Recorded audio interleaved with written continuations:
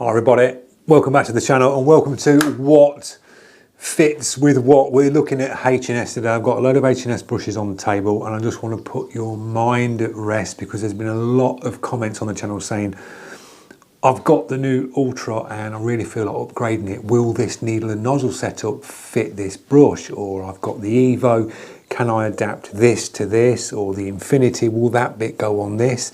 Can I use the Geraldes caps, sketch caps on this? So I'm going to answer all your questions today. We'll try to. If you've got the Ultra, we'll move straight over to the Ultra first and go through the bits on the Ultra. Now, I think this brush is brilliant out the box. It really is. I think the needle and nozzle combo on this on the 045 is absolutely spot on because you can get a wide spray down. You'll pump the paint out and this brush can get seriously down on detail, and I mean hairlines.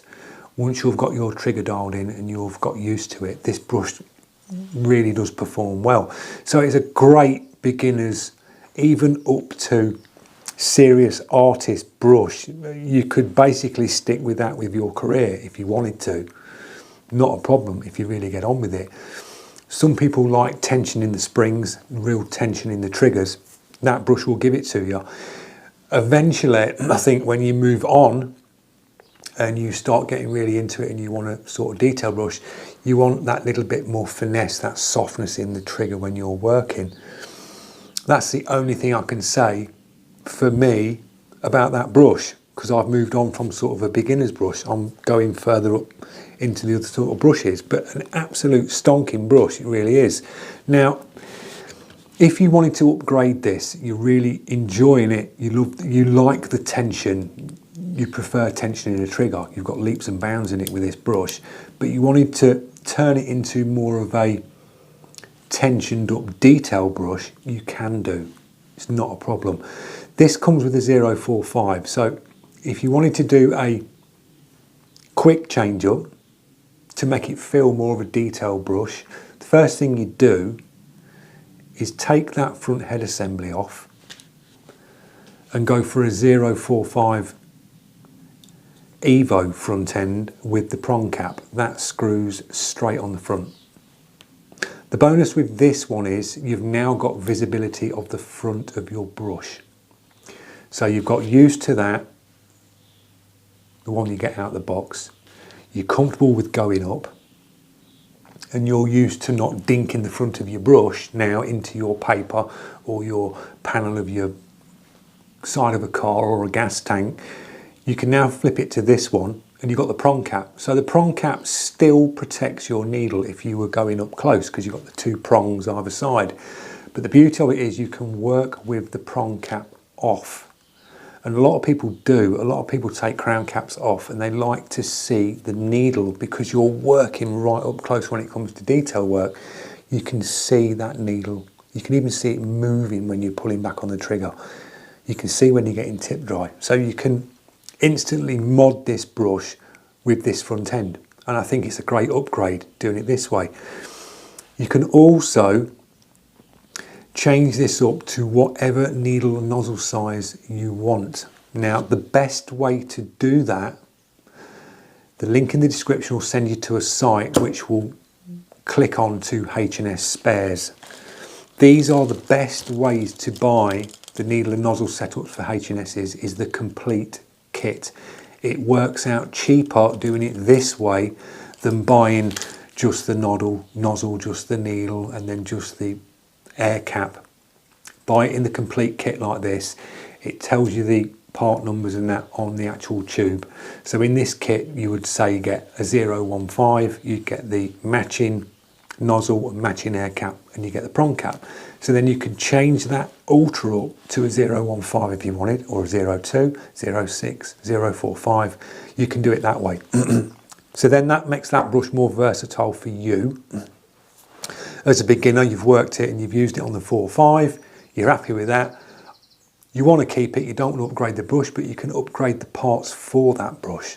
So then you buy the tube sets like this.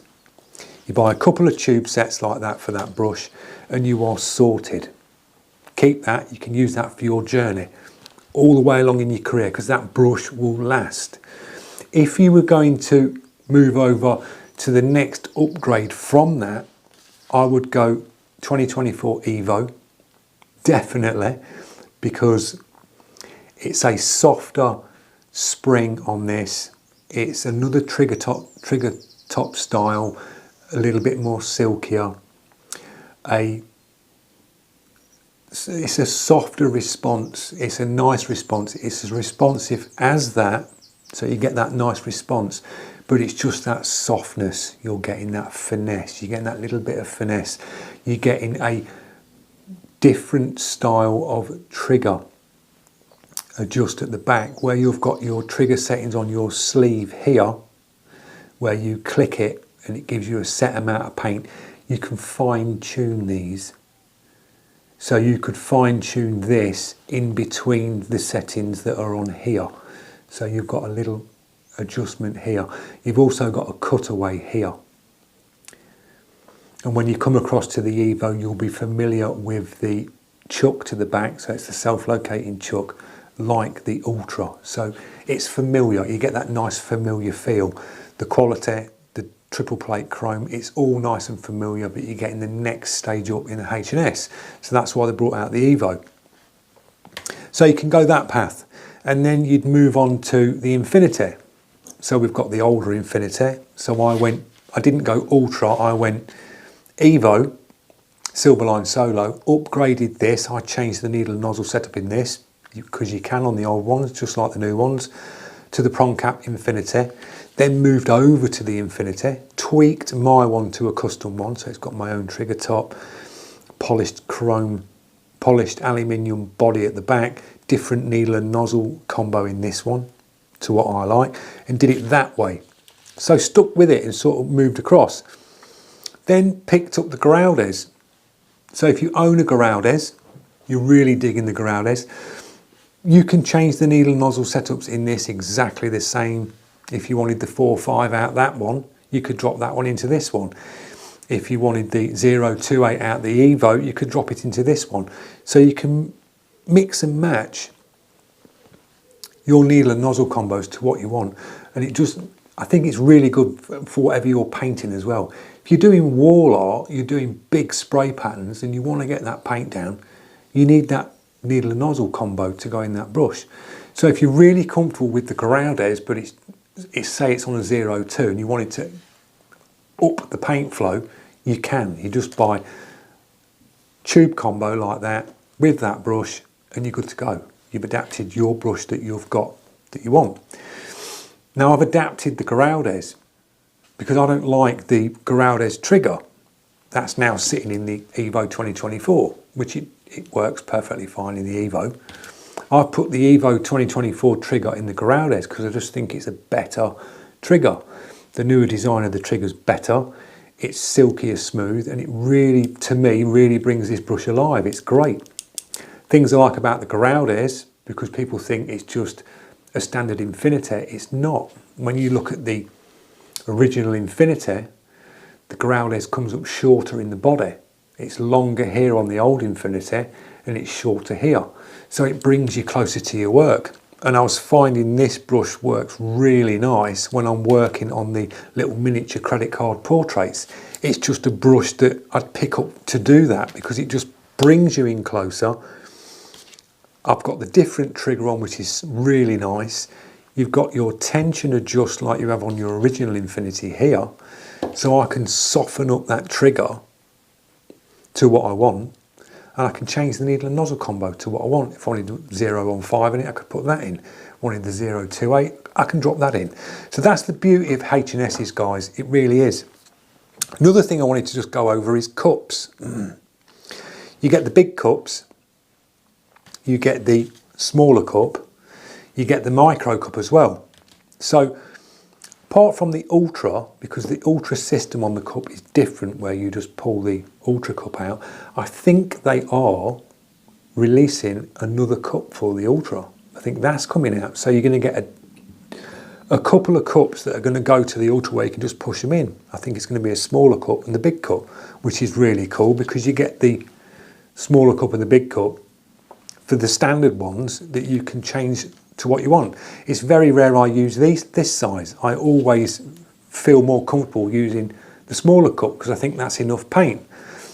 Bonus with these as well, which I'd recommend get as another little upgrade, buy yourself a cap for the tops of these. They just pop on and off. These are the best fitting caps on an airbrush. I own a lot of airbrushes and I think I've got an Iwata that's the HP C+, and the cap on that thing, if it goes on, it's like a nightmare to get off. You literally are breaking your thumbnail trying to pull it off. And what's bad about that is, if your cup's full of paint and you go like that, that paint just goes everywhere. H&S ones, it just clips on and off and they don't fall off. I've got Gallerias that are new and you just tip the brush and it just drops off. They're too loose. Some of the Iwatas are too odd to get off. I think H&S have got it right.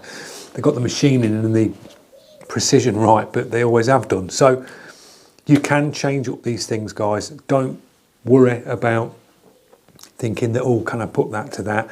If you wanted to use the Grafo sketch caps on your Ultra, because you've just changed it up to the Evo front end, you can. I don't know where my sketch caps have gone. I've been looking for them this morning, but they fit. So you can take the prong cap off the Ultra and then the sketch caps will go over the front end. They'll go over the front end of the Infinity and the Evo with the prong cap. So you've got no dramas there. So you can use them. So that's the beauty of it. They interchange, and I've always said it, they are the easiest brush to break down and put back together. You don't want a brush that is an absolute nightmare when you undo the back. You've got a bar that has a little bar that has to go underneath, and you're fiddling around with some of the triggers where you get the pins and you're trying to push them in and you're looking down the brush trying to look at the hole and go like that, and the little pins doing this, and it's like 10 minutes later it's like, have I got it? And you press it and then you release the back and it pops out and it's like, it's just a headache. These, you just pinch and pull the back, drop the trigger in, let go of the back, and it just goes, locks into place, and you're good to go. And that's what you want. You don't want a headache picking up one of these. You want to be able to pick it up, know exactly what to do. You can change your needle and nozzle setups to what you want. You can unscrew your cups and put another cup on. If you want to change the trigger, you can. The spares are reasonable, and they always have been with H&S, and they're quality. The needles are quality. Very rare you're going to dink and bend an H&S needle.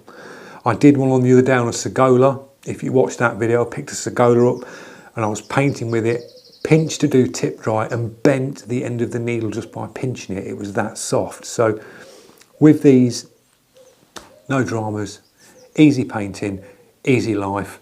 That's what you want. So I hope this has helped you out, guys, on changing stuff up. Nice and easy. I'll leave a link in the description to H&S YouTube, because Warwick's put up loads of videos. There's loads of stuff on there, really cool stuff, information, tutorials and all sorts. And I'll do a link to the site where you can pick up all the spares like these. These are really cool. Or any bits that you're after, sealing kits, things like that. It's all on there. So thanks for watching. Drop your comments. Tell me your thoughts on today's video. And just give me a bit of feedback if you own a H&S. How are you getting on with it? What's your preference on setup? I'd like to know what sort of setups you're using, guys. Triggers, what you find are the best triggers out of these brands, out of these brushes we've got on the table. I'd like to hear about that. So thanks for watching. See you in the next one.